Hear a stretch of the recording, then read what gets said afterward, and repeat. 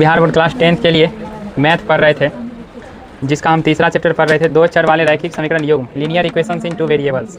अब देखिए एक्सरसाइज 3.6 तक हो गया था, हैं 3.1, 3.2, 3.3, 3.4, 3.5, 3.6 तक कर लिए थे। अब हम इस चैप्टर का ऑब्जेक्टिव क्वेश्चन करेंगे। कौन सा क्वेश्चन करेंगे? ऑब्जेक्टिव क्वेश्चन करेंगे। कैसा क्वेश्चन करेंगे? जिसको हिंदी में कहते हैं वस्तुनिष्ठ प्रश्न। क्या कहते हैं? वस्तुनिष्ठ प्रश्न। इसमें देखिए ऑप्शन दिया हुआ रहेगा आपका 4 गो, उसमें से बताना है कौन सा एक ऑप्शन आपका सही है। तो देखिए क्वेश्चन को हम सॉल्व करने से पहले देखिए 4 गो क्वेश्चन बोर्ड पे लिए हैं, 1 number, 2 number, 3 number, 4 number. Question को सॉल्व करने से पहले यहाँ देखिए एक थ्योरी को हम लिखे हैं, इसको समझते हैं पहले, ठीक है। ये समझ जाएंगे तो आपसे सब क्वेश्चन बन जाएगा, सारा का सारा क्वेश्चन इसी पर आधारित होगा। तो देखिए इधर हम जो है पदों का अनुपात लिखे हैं, 3 गो पद का अनुपात लिखे हैं ना। बोलिए पद का जो अनुपात है हम 3 स्थिति में लिखे हैं। कितना स्थिति में लिखे हैं? हाँ 3 केस में लिखे हैं। इसमें आपको बताना है देख के इसका जो समीकरण है वो संगत है कि असंगत। फिर दूसरा स्थिति में आपको बताना है हलों की संख्या, कितना हल है, एक हल है कि अनेक हल है कि कोई हल नहीं। फिर इसी में आपको बताना है ग्राफ, अगर पूछ दे तो ग्राफ बताना है किसका ग्राफ प्रतिच्छेदी होगा, किसका ग्राफ समांतर होगा, किसका ग्राफ संपाती होगा, नहीं। और इसी में आपको बताना है कौन अविरोधी होगा, कौन विरोधी होगा, कौन आश्रित होगा। आपको हम बताए थे कि संगत और असंगत किसको कहते हैं। जिसका कोई हल निकले उसको क्या कहते हैं? संगत। जिसका कोई हल नहीं निकले उसको क्या कहते हैं? असंगत। यहाँ पे हलों का संख्या बताना है, किस समीकरण का अनेक हल होगा, कोई हल नहीं होगा, केवल एक हल होगा, केवल एक को अद्वितीय भी कहते हैं, ठीक है। और इसका जो ग्राफ होगा प्रतिच्छेदी ग्राफ इस तरह से एक दूसरे को जो है रेखा क्या कटेगा, किसी बिंदु पर काटेगा, नहीं प्रतिच्छेद करेगा। समानांतर होगा तो इस तरह से होगा, संपाती होगा तो इस तरह से होगा। अब देखिए यहाँ पे समझते हैं, ये नया चीज़ है, ऑब्जेक्टिव में यूज हो रहा है। अविरोधी क्या होता है? जिस समीकरण का केवल एक हल हो उसको क्या कहते हैं? अविरोधी भी कह सकते हैं। जिस समीकरण का कोई हल नहीं हो उसको हम क्या कहेंगे? विरोधी। जिस समीकरण का अनेक हल हो उसको हम कहेंगे आश्रित। इसका भी यूज अभी ऑब्जेक्टिव में होगा, नहीं। 1 2 3 4 बात को आपको याद रखना है इस तीनों केस में, तीनों स्थिति में। आपको पता है कि जब देखिए पदों का अनुपात लिखे हैं ना, पहला पद का अनुपात बराबर नहीं होगा दूसरे पद के अनुपात के, तो ऐसी स्थिति में जो है संगत होगा। समीकरण कैसा होगा? संगत। उसका जो हल है केवल एक हल होगा और ग्राफ उसका प्रतिच्छेदी होगा, और ये क्या होगा? अविरोधी। क्या होगा? अविरोधी। दूसरा केस में देखिए a1/a2 बराबर b1/b2 बराबर नहीं होगा c1/c2 के। ऐसे भी बोल सकते हैं पहला पद का अनुपात बराबर होगा दूसरे पद के अनुपात के, बराबर नहीं होगा तीसरे पद के अनुपात के। ऐसे स्थिति में जो है समीकरण असंगत होगा, इसका कोई हल नहीं होगा, इसका ग्राफ जो है समानांतर होगा और ये विरोधी होगा। क्या होगा? विरोधी। तीसरा केस में देखिए, तीसरा स्थिति में जब a1/a2 बराबर होगा b1/b2 के, बराबर होगा c1/c2 के। करा कि बराबर का चिन्ह जो है थोड़ा बड़ा बड़ा लिख दीजिए, अच्छा से नहीं दिख रहा है, तो चलिए बड़ा बड़ा लिख देते हैं ताकि आपको अच्छा से दिखाई दे, ठीक। b2 को भी अच्छा से लिख देते हैं। देखिए पहला पद का अनुपात बराबर होगा दूसरे पद के अनुपात के, बराबर होगा तीसरे पद के अनुपात के। तो ऐसी स्थिति में जो है समीकरण संगत होगा। और इसका हल का बात करें तो अनेक हल होगा। इसका जो ग्राफ बनेगा वो संपाती होगा, और ये जो है और क्या होगा? आश्रित। क्या होगा? आश्रित। अभी तुरंत आपको बताए थे जिसका अनेक हल हो उसको आश्रित, जिसका कोई हल नहीं हो उसको विरोधी, जिसका केवल एक हल हो उसको अविरोधी। संगत किसको कहते हैं? जिसका कोई हल निकले जिस समीकरण का। असंगत किसको कहते हैं? जिस समीकरण का कोई हल नहीं निकले। तो सब का मतलब आप समझ रहे हैं ना? बोलिए। अब देखिए हम क्वेश्चन को बनाते हैं। अब हम क्या करते हैं क्वेश्चन को, यहाँ पे देखिए लिखा है हल, होलो हल। क्या लिखा है? होलो हल। देखिए क्वेश्चन देखिए हम करते हैं, पहला क्वेश्चन पढ़ते हैं। पहला क्वेश्चन करा रैखिक समीकरण युग्म। देखिए रैखिक समीकरण दिया है ना, ये रैखिक समीकरण का क्या है? युग्म। युग्म मतलब जोड़ा। देखिए एक जोड़ा दिया है रैखिक समीकरण, इसलिए यहाँ पे बोला है रैखिक समीकरण युग्म। युग्म का मतलब क्या आता है? जोड़ा। ये देखिए रैखिक समीकरण का क्या है? युग्म है। युग्म मतलब जोड़ा। एक जोड़ा में दो युग्म होता है, तो दो देखिए रैखिक समीकरण दिया है। तो इसका पूछ रहा है एकल हल होगा, एकल मतलब केवल एक हल, कि कोई हल नहीं होगा, एक से अधिक हल होगा, कि अनंत बहुयामी हल होंगे। तो सॉल्व करने के बाद पता चलेगा। बोलिए हलों की संख्या पूछ रहा है, तो डायरेक्ट देखिए सॉल्व कीजिए। यहाँ पे a1/a2 कीजिए। देखिए ये ऑब्जेक्टिव क्वेश्चन है, इसको जितना शॉर्ट में आप बना सकते हैं। सब्जेक्टिव नहीं है ना, एक एक चीज़ लिखेंगे यहाँ पे, नहीं इसको जितना शॉर्ट में a1/a2 लिखिए। डायरेक्ट देखिए, डायरेक्ट तुलना करते हैं, डायरेक्ट लिखेंगे जितना जल्दी बन सके, जितना कम समय में बन सके और जितना कम जगह ले सके, तो वैसा काम करेंगे ऑब्जेक्टिव को बनाने में। यहाँ पे देखिए a1/a2 तो 1/3, ये क्या हो जाएगा? 1/3। आप देखिए b1/b2 तो 2/12, 2/12। चलिए लिख ही लीजिए a1/a2 बराबर 1/3 आ गया। अब b1/b2 बराबर क्या लिख लीजिए? 2/12। 2 एकम 2, 2 छक 12, 1/6 आ गया। c1/c2 देखिए 5/10, 5 एकम 5, 5 दूना 10। ये देखिए a1/a2 1/3 आ रहा है, b1/b2 1/6 आ रहा है। पहला अनुपात देखिए, पहला पद का अनुपात बराबर नहीं हो रहा है दूसरे पद के अनुपात, तो आगे देखना भी नहीं है, यहीं से आपको पता चल गया। चूँकि a1/a2 बराबर नहीं है b1/b2 के, तो ऐसी स्थिति में क्या होता है? अद्वितीय हल होता है, केवल एक हल होता है। तो ऑप्शन में दिया है एकल हल होगा, तो क्या मारेंगे? ए नंबर में। आपका सही आंसर कौन सा हो गया? Option number A. एकल हल होगा। दूसरा क्वेश्चन देखिए, कह रहा है कि यदि दो चर में दो रैखिक समीकरणों के हल अनंत हों तो उनके आलेख क्या होंगे। देखिए अनंत हल वाला, देखिए अनंत हल बोले या अनेक हल बोले तो उसका आलेख, आलेख मतलब ग्राफ, आलेख हिंदी में बोलते हैं, ग्राफ इंग्लिश में बोलते हैं, तो उसका आलेख कैसा होगा, समपाती। कैसा होगा, समपाती। तो देखिए दो समपाती रेखाएं, ये आपका सी नंबर आंसर हो गया, नहीं हो गया, दो का सी नंबर ऑप्शन हो गया सही आंसर। तीसरा क्वेश्चन देखिए, समीकरण युग्म 2x + 3y = 5 तथा 4x + 6y = 15 का हल है। देखिए दो समीकरण दिया हुआ है, इसका हल पूछ रहा है, अद्वितीय हल है कि अनंत हल है कि कोई हल नहीं है कि इनमें से कोई नहीं। देखिए इसको सॉल्व करते हैं, डायरेक्ट तुलना करते हैं। a1/a2 लिखिए, 2/4, 2/4, 2 एकम 2, 2 दूना 4। b1/b2 लिखिए कितना है, 3/6, 3/6, 3 एकम 3, 3 दूना 6। अब देखिए c1/c2 कीजिए, c1/c2 निकालिए, c1 है 5, c2 है 15, तो 5/15 तो गया 5 एकम 5, 5 तिया 15, कट रहा है तो काट देंगे 1/3। तो यहाँ पे आप क्या देख पा रहे हैं, यहाँ देखिए a1/a2, ये देखिए दोनों बराबर है ना, 1/2 यहाँ भी आ रहा है, 1/2 यहाँ भी आ रहा है, a1/a2 बराबर 1/2 आ रहा है ना, यहाँ लिखना चाहिए था 1/2। अब b1/b2 बराबर भी क्या आ रहा है, 1/2, दोनों मारा है ना 1/2, लेकिन यहाँ आ रहा है 1/3 c1/c2।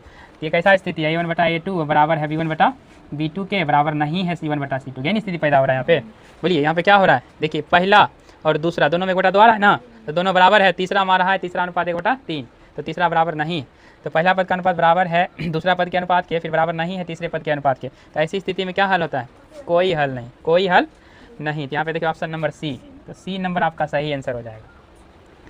देखिए चौथा क्वेश्चन देखिएगा, रैखिक समीकरण युग्म दिया हुआ है 5x + 2y = 16 एवं 7x - 4y = 2, तो इसके हल हैं।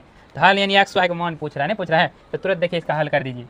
यहाँ पे देखिए प्लस में 2y है, यहाँ पे माइनस में 4y है ना, इसको भी अगर हम 4y पुरा देते हैं तो 4y 4y नहीं कट जाएगा, तो 2 से गुना करना पड़ेगा इस समीकरण में। तो ऑब्जेक्टिव बना रहे तो जितना आसानी से कर लीजिए, 2 से गुना कर दीजिए डायरेक्ट, 2 × 5 = 10x, 2 दूना 4y, 16 दूना 32, इसमें कुछ नहीं करना। 7x - 4y = 2, कट गया, 10 7 17x = 34, 17 एकम 17, 17 दूना 34, x का मान 2 आ गया। अब x के मान को किसी भी समीकरण में आप क्या कीजिए, रख दीजिए, 1 में या 2 में, हम 2 में रख देते हैं। देखिए दूसरा समीकरण उतारते हैं, 7x - 4y = 2, यहाँ से सॉल्व कीजिए, 7 × x का मान कितना है, 2 - 4y = 2, 14 - 4y = 2, 14, 2 इधर लाइए, -2 = 4y उधर चल जाएगा, इसको आगे सॉल्व कीजिएगा, 12 = 4y, 4 एकम 4, 4 तिया 12, y = 3, इसलिए y = 3 आ जाएगा। आपका जो ए नंबर सही आंसर हो जाएगा। ए नंबर क्या हो जाएगा, बी में देखिए 1 ही रहेगा, 1/2 नहीं रहेगा। आपका सही आंसर क्या है, ऑप्शन नंबर ए, x का मान 2 आया, y का मान 3, x का मान 2, y का मान 3। पाँचवा क्वेश्चन देखिएगा, समीकरण निकाय 6x - 2y + 9 = 0 और 3x - y + 12 = 0 का आलेख दो सरल रेखाएं हैं जो, देखिए इसका देखिए सरल रेखा बताना है, यानी इसका आलेख बताना है, ग्राफ बताना है, समपाती है कि समानांतर है कि केवल एक बिंदु पर प्रतिच्छेद करती है कि इनमें से कोई नहीं। तो ग्राफ का पता कैसे करेगा, चलेगा, तुलना करेंगे उसके बाद है ना, तो तुलना देखिए कर लेते हैं। यहाँ देखिएगा a1/a2 बराबर देखिए 6/3, 6/3 एकम 3, 3 दूना 6, तो 2 आ गया। अब देखिए b1/b2 निकालिए, तो -2/-1, माइनस माइनस कैंसिल, भी आ गया 2। c1/c2 देखिए कितना आ रहा है, 9/12, 3 तिया 9, देखिए 3 तिया 9, 3 चौक 12 है, तो 3/4 आ रहा है, कितना आ रहा है, तो देखिए पहला पद का अनुपात 2 है, दूसरा पद का अनुपात 2 है, तीसरा पद का अनुपात 3/4 है, यानी पहला और दूसरा पद का अनुपात बराबर है और तीसरा पद का अनुपात बराबर नहीं है, यही है यहाँ पे देखिए, चूँकि a1/a2 बराबर b1/b2 बराबर नहीं है c1/c2, यही है। ऐसी स्थिति में ग्राफ कैसा होगा, ग्राफ के बारे में पूछ रहा है, समानांतर, कैसा होगा, समानांतर। तो देखिए समानांतर है, ऑप्शन नंबर बी आपका सही आंसर हो जाएगा। 5 का आंसर क्या हो गया, ऑप्शन नंबर बी। हाँ यहाँ लिखा हुआ भी तो है आलेख, हिंदी में ग्राफ को आलेख कहते हैं, क्या कहते हैं, आलेख, ध्यान रखिएगा, ग्राफ नहीं लिखा रहेगा, हिंदी में लिखा रहेगा आलेख, इंग्लिश में बोलते हैं ग्राफ। चलिए देखिए छठा क्वेश्चन, के किस मान के लिए समीकरण 3x - y = -8 तथा 6x - ky = -16 समपाती रेखाओं को प्रतिच्छेद करती है, समपाती रेखा को प्रतिच्छेद कर रही है ना, तो समपाती है तो देखिए किस रूप में होगा अनुपात, a1/a2 बराबर होगा b1/b2 के बराबर होगा c1/c2, तीनों पद का अनुपात क्या होगा, एक दूसरे के बराबर होगा समपाती की स्थिति में, यही होता है। बोलिए आप देखिए a1 का मान कितना है, a1/a2 कीजिए 3/4, 6 बराबर V1 बटा V2 कीजिए माइनस 1 बटा माइनस के माइनस 1 बटा माइनस के माइनस से माइनस कैंसिल बराबर C1 बटा C2 माइनस 16 बटा माइनस 18 माइनस 16 बटा माइनस 18 माइनस से माइनस कैंसिल। अब देखिए यहाँ पे के का मान पूछ रहा है, नहीं पूछ रहा है के किस मान के लिए, के का ही मान पूछ रहा है। सब देखिए एक दूसरे के बराबर है, या तो ये दोनों के एक दूसरे की तुलना कर दीजिए, यहाँ से के का मान निकल जाएगा, या तो ये दोनों की तुलना कर दीजिए, यहाँ से भी के का मान निकल जाए। कोनो दो की तुलना कर दीजिए क्योंकि सब एक दूसरे के बराबर है। ये दोनों को देखिए तुलना हम कर देते हैं, तो 3 एकम 3 3 दूना 6, के को 1 से गुना कीजिए, के 2 को 1 से गुना कीजिए 2, के का मान कितना आ जाएगा 2, के का मान कितना आ जाएगा। तो ऑप्शन नंबर ए आपका सही आंसर हो गया, 6 का आंसर हो गया ऑप्शन नंबर ए, 2 आंसर आया। 7वां क्वेश्चन देखिएगा, दो चर में दो एक घातीय समीकरणों के ग्राफ यदि प्रतिच्छेदी रेखाएं हों तो हलों की संख्या कितनी होगी। देखिए जब उसका ग्राफ प्रतिच्छेदी है समीकरण का ग्राफ क्या होगा प्रतिच्छेदी, तो हलों की संख्या कितना होगा इसमें केवल एक, या कह सकते हैं अद्वितीय। ऐसा देखिए ऑप्शन में कहाँ है यहाँ पे सिर्फ एक बोलिए या केवल एक बोलिए या अद्वितीय बोलिए, बात खत्म, एक ही बात। तो ऑप्शन नंबर ए आपका क्या हो गया सही आंसर, तो 7 का हो गया ए। 8वां क्वेश्चन देखिएगा, यदि रैखिक समीकरण का युग्म असंगत है तो उसे निरूपित करने वाली रेखाएं होंगी। तो असंगत के स्थिति में जो है निरूपित करने वाली रेखा कैसी होती है समानांतर, कैसी होती है, इसको जो निरूपित करने वाली जो रेखाएं होती है कैसी होती है समानांतर। तो समानांतर देखिए ऑप्शन नंबर ए में है। ऑप्शन पहले देख लिया कीजिए किस स्थिति में पूछ रहा है तो उसके हिसाब से जवाब दीजिए। तो चलिए इसको नोट कीजिए।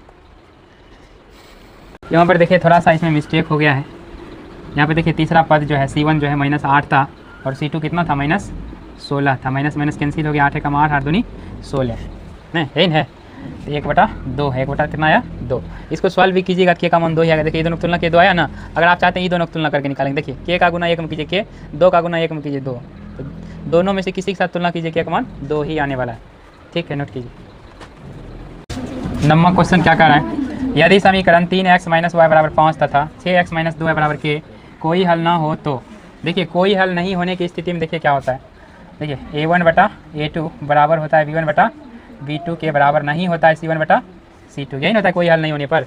अब इस पर बैठाइए, मान बैठाइए, a1 बटा a2 तो 3 बटा 6 या 3 बटा 6 बोलिए, b1 बटा b2 तो -1 बटा -2, c1 बटा c2 5 बटा k, 5 बटा यहाँ पे देखिए बराबर नहीं, यही ना बोलिए। अब यहाँ पे देखिए के का मान निकालना है, इधर देखिए ये दोनों तुलना कर दीजिए, ये दोनों को देखिए सॉल्व करते हैं, माइनस से माइनस कैंसिल हो गया, के को 1 से गुना कीजिएगा के, अब यहाँ पे है बराबर नहीं, 2 5 10, के बराबर नहीं होगा 10। ऐसा कहाँ पे ऑप्शन सी नंबर में, कहाँ पे है सी नंबर में है ना, के बराबर नहीं है 10, यही ना आया के का मान। अब देखिए 10वां क्वेश्चन, यदि समीकरण x - 2y = 3 तथा 3x + ky = 1 का एक अद्वितीय हल हो, अद्वितीय मतलब केवल एक हल हो, तब देखिए के बराबर क्या आएगा। तो देखिए अद्वितीय हल की स्थिति में क्या होता है, देखिए a1 बटा a2 बराबर नहीं होता है b1 बटा b2, यही होता है अद्वितीय हल की स्थिति में, बोल भी नहीं करते हैं। तो देखिए a1 बटा a2 तो 1 बटा 3 बराबर नहीं, b1 बटा b2 -2 बटा k, -2 बटा के को 1 से गुना कीजिए, के होगा बराबर नहीं का चिन्ह है, 3 दूना 6 माइनस में आएगा ना, ये माइनस में प्लस में माइनस, तो के बराबर नहीं होगा -6। ऐसा ऑप्शन कहाँ पे है बी नंबर में, कहाँ पे है बी नंबर ऑप्शन आपका सही आंसर हो गया। 11 नंबर क्वेश्चन देखिए, के किस मान के लिए समीकरण निकाय 4x + ky = 6 तथा 2x - 4y = 3 के अनगिनत हल होंगे। के का मान इसमें भी पूछ रहा है ना, के का किस मान के लिए अनगिनत हल होने के लिए देखिए क्या स्थिति होगा, a1 बटा a2 बराबर होगा b1 बटा b2 बराबर होगा c1 बटा c2 के, तीनों अनुपात जब एक दूसरे के बराबर होगा तब ऐसी स्थिति में अनगिनत हल होता है, इस पर आप मान रखिए। a1 बटा a2 तो 4 बटा 2 बराबर b1 बटा b2 तो k बटा -4, k बटा -4 बराबर c1 बटा c2 6 बटा 3, 6 बटा 3, तो k का मान निकालना है आपको। देखिए इधर सब एक दूसरे के बराबर है, ये दोनों के साथ तुलना कीजिए या ये दोनों के साथ तुलना कीजिए, के का मान हर हाल में निकल जाएगा। ये दोनों की तुलना करते हैं दोनों अनुपात के साथ, यहाँ पे देखिए ये दोनों को सॉल्व कीजिए, 2 एकम 2 और 2 दूना 4 ही कट रहा है।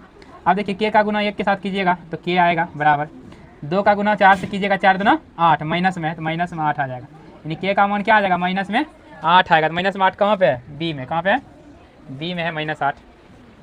12 नंबर क्वेश्चन देखिए, समीकरण युग्म x + 2y + 5 = 0 तथा -3x - 6y + 1 = 0 के हल हैं। इसका हल पूछ रहा है, अद्वितीय हल है कि अनंत हल है कि कोई हल नहीं है, तो तुलना करेंगे तभी पता चलेगा। तो देखिए a1 बटा a2 क्या हो गया, 1 बटा -3 तो -1 बटा 3 हो गया। आप देखिए b1 बटा b2 देखिए 2 बटा -6, 2 बटा माइनस यानी माइनस में आएगा 2/6, तो 2 एकम 2, 2 तिया 6। C1/C2 देखिएगा 5/1, 5/1। यहाँ पे आप क्या देख पा रहे हैं, ये देखिए माइनस में आ गया 1/3।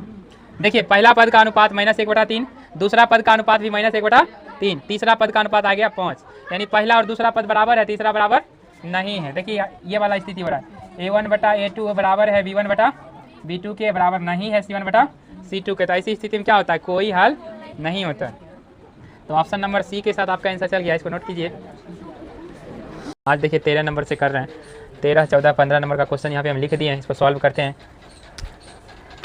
देखिए क्वेश्चन कह रहा है 13 नंबर में, यदि समीकरण kx - 5y बराबर 2 तथा 6x + 2y बराबर 7 के कोई हल ना हो तो है, तो k बराबर क्या होगा। कोई हल नहीं होने पर आपको पता है क्या होता है। देखिए जब कोई हल नहीं होता है तब क्या स्थिति होता है, A1/A2 बराबर होता है B1/B2 बराबर नहीं होता है C1 यही होता है। ठीक, A1 में देखिए k है बटा A2 में 6 है, बराबर B1 है -5, B2 है 2, बराबर नहीं है C1 है 2, C2 है 7।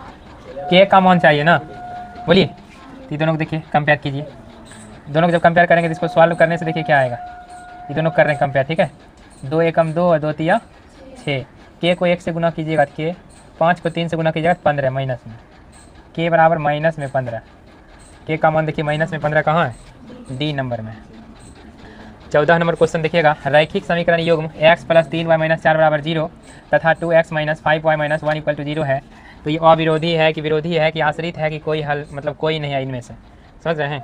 तो तुलना करेंगे उसके बाद ही पता चलेगा। तो तुलना करते हैं, देखिए A1/A2 कितना हो गया 1/2, B1/B2 3/-5, C1/C2 -4/-1, माइनस कैंसिल, 4/1 को 4 बोल सकते हैं। यानी देखिए पहला पद का अनुपात बराबर नहीं है दूसरे पद के अनुपात, चूँकि देखिए A1/A2 बराबर नहीं है B1/B2। तो ऐसा स्थिति में क्या होता है, इसका अद्वितीय हल होता है, केवल एक हल होता है ना, होता है। बोलिए, तो जिस समीकरण का केवल एक हल होता है उसको हम क्या कहते हैं, अविरोधी। क्या कहते हैं, बताए थे ना, बोलिए। हाँ, जब पहला पद का अनुपात बराबर नहीं हो दूसरे पद के अनुपात के, तो क्या होता है, इसका क्या हल होता है समीकरण का, अद्वितीय हल, मतलब केवल एक हल होता है। तो केवल एक हल वाले को हम क्या कहते हैं, अविरोधी। क्या कहते हैं। 15 नंबर क्वेश्चन देखिएगा, k के किस मान के लिए समीकरण kx + 2y बराबर 5 तथा 3x + y बराबर 1 का एक अद्वितीय हल होगा। अद्वितीय हल मतलब केवल एक हल होगा और k का मान बताना है। तो केवल एक हल होने के लिए देखिए क्या होना चाहिए, इधर देखिए A1/A2 बराबर नहीं होगा B1/B2 के। तो सॉल्व कीजिए इसको, A1 हो गया k/A2, A2 हो गया 3, बराबर नहीं का चिन्ह दीजिए, B1 हो गया 2/B2 हो गया 1। k को 1 से गुना करिएगा तो k होगा, 2 को 3 से गुना कीजिएगा 6 होगा। बीच में क्या है, बराबर नहीं का चिन्ह है। बराबर को जब काट देते हैं तो इसको बोलते हैं बराबर नहीं है, समझ रहे हैं। बराबर दे के देखिए, बराबर दे के इस तरह जब हम इसको काट देते हैं इस तरह से, तो इसको बोलते हैं बराबर नहीं है। k जो है बराबर नहीं है 6 के। ऐसा ऑप्शन कहाँ पे है, बी नंबर में। कहाँ पे है, बी में। ठीक है, इसको नोट कीजिए। देखिए 16 नंबर क्वेश्चन कर रहा है, दो रैखिक समीकरणों के लेखा चित्र मतलब देखिए लेखा चित्र बोलिए या ग्राफ बोलिए या आलेख बोलिए, तीनों का मतलब एक ही बात होता है, समझ रहे बात को। यदि समानांतर रेखाएं हों तो हलों की संख्या बताइए। समानांतर रेखा होगा अगर ग्राफ ऐसा इस टाइप से, तो हलों की संख्या आपको पता है क्या होगा, कोई हल नहीं होगा। क्या होगा, कोई हल नहीं।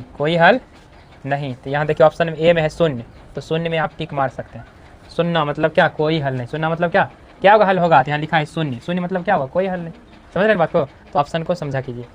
आप देखिए 17 नंबर क्वेश्चन, युगपत रैखिक समीकरणों के निकाह A1x + B1y बराबर C1, A2x + B2y बराबर C2 के अनगिनत हल प्राप्त होते हैं यदि। तो अनगिनत हल के लिए देखिए आपको स्थिति बताए थे ना, A1/A2 बराबर B1/B2 बराबर C1/C2, तीनों पद का अनुपात बराबर होगा अनगिनत हल में, यही बताए थे। तो इसका आंसर डी के साथ हो गया।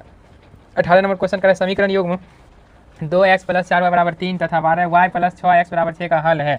इसका हल पूछ रहा है, तुलना करने के बाद ही पता चलेगा। हाँ, तो यहाँ देख लीजिए पहले, यहाँ देखिए यहाँ एक ट्विस्ट है क्वेश्चन में, इसको सीधा नहीं समझिएगा। यहाँ देखिए 2x है लेकिन यहाँ पहले y वाला ले लिया। यहाँ देखिए 2 नंबर में y वाला है चर, यहाँ 2 नंबर में x वाला चर ले लिया। तो तुलना करिएगा तो उल्टा पुल्टा होगा।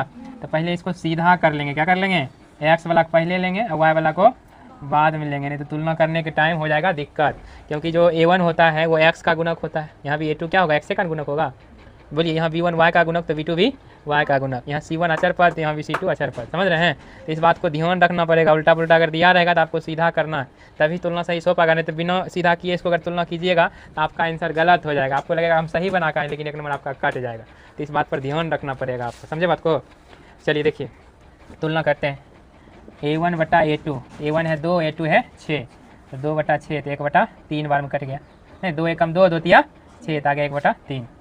अब देखिए B1 बटा B2, B1 कितना है 4 बटा B2 कितना है 12, B2 कितना है 4 एकम 4, 4 तिया 12, 1/3 आ गया।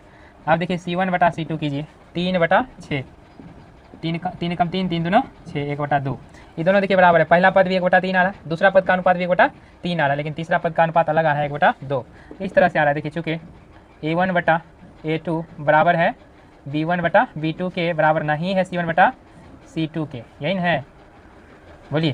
तो ऐसी स्थिति में क्या होता है, कोई हल नहीं, क्या होता है, तो ऑप्शन नंबर ए आपका सही आंसर हो जाएगा, कोई हल नहीं, इसको नोट कीजिए। 19 नंबर क्वेश्चन क्या कर रहा है, के किस मान के लिए समीकरण x + 2y = 3 तथा 3x + ky = 9 समपाती रेखाओं को प्रदर्शित करता है। तो देखिए जो समपाती रेखा को प्रदर्शित करता है उस समीकरण का जो है अनेक हल होता है, उस समीकरण का क्या होता है, अनेक हल होता है। तो अनेक हल के लिए हम क्या लिखते हैं, बोलिए अनेक हल के लिए क्या स्थिति होता है, A1 बटा A2 बराबर B1 बटा B2 बराबर C1 बटा C2, यही स्थिति होता है, यही केस होता है, इसी केस में अनेक हल होते हैं। तो इस पर सेट कीजिए, A1 बटा A2 तो 1/3 बराबर B1 बटा B2 2/k बराबर C1 बटा C2 3/9, सब एक दूसरे के बराबर है, k का मान पूछ रहा है ना, तो किसी का तुलना किसी के साथ भी कर दीजिए, ये दोनों की तुलना कर देते हैं, सब एक दूसरे बराबर है ना, पहला पद का अनुपात, दूसरा पद का अनुपात, तीसरा पद का अनुपात, तीनों एक दूसरे के बराबर है। तो कोई भी दो को तुलना कीजिए, k का मान निकल जाएगा। देखिए k को 1 से गुना कीजिए तो k, 2 को 3 से गुना कीजिए 6, k का मान कितना निकल गया, 6 निकल गया, 6, जो कि ऑप्शन नंबर डी में। 20 नंबर क्वेश्चन देखिए, यदि A1 बटा A2 बराबर है B1 बटा B2 के बराबर है C1 बटा C2 के, तो समीकरण निकाय A1x + B1y + C1 बराबर 0 तथा A2x + B2y + C2 बराबर 0 का हल होगा। देखिए जब तीनों पद का अनुपात बराबर हो, अभी तुरंत बताएं, तो उसका क्या होगा, अपरिमित रूप से अनेक हल होगा, नहीं होगा। तो देखिए ऑप्शन नंबर सी में है अनगिनत हल, क्या मारेंगे, अनगिनत हल। तो 20 का आंसर हो गया ऑप्शन नंबर सी। तो देखिए यहीं तक था आपका जो है चैप्टर खत्म हो गया, 2 चर वाले रैखिक समीकरण, मैथ्स का जो तीसरा चैप्टर था, ऑब्जेक्टिव भी हम आपको बता दिए, सब्जेक्टिव भी टोटल बता दिए। अब अगला हम चैप्टर पढ़ने वाले हैं AP अर्थमेटिक प्रोग्रेशन, यानी समानांतर श्रेणी या समानांतर श्रेणी बोलिए, जो कि 5वां चैप्टर है, इसको नोट कीजिए।